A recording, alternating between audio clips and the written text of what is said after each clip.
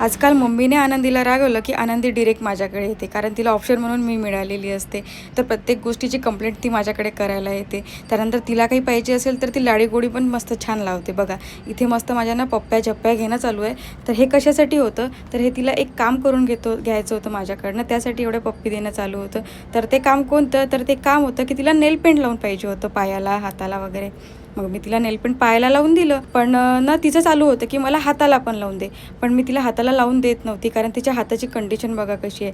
तिला ना सारखं नखं खायची सवय पडलेली आहे, त्यामुळे ना ती सारखं बोट तोंडात टाकत राहते. मी म्हटलं तुला लावून दिलं तर तू नेलपेंट पण खाऊन घेशील नखांबरोबर, म्हणून मी तिला नाही म्हणत होती.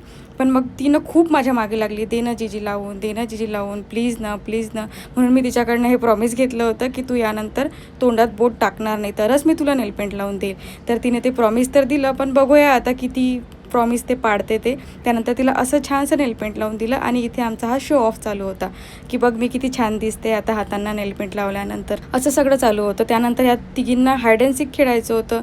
तर बिचारीला ना यांनी आनंदीला काय केलं की तिच्यावर जेव्हा दाम आला तेव्हा तिने ना सगळ्यांना शोधलं व्यवस्थित जाऊन, पण तिला जेव्हा लपायचं होतं तेव्हा ती या बेडखाली जाऊन लपली आणि तीही अर्धी आतमध्ये आणि अर्धी बाहेर. तिला इझिली या दोघींनी शोधून घेतलं.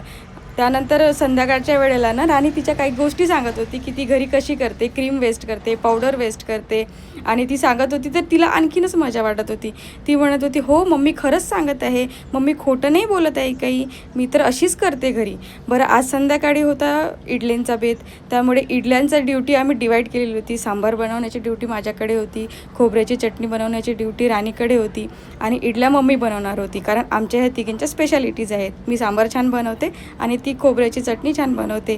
तर त्यासाठी हे सगळं चालू होतं. मग आम्ही सगळ्यांनी छानशी अशी इडली बनवून घेतली, चिल्ल्या पिल्ल्यांना खाऊ घातली. त्यानंतर आम्ही सगळ्या मायले की तिघीजणी बसून छान इडली एन्जॉय केली.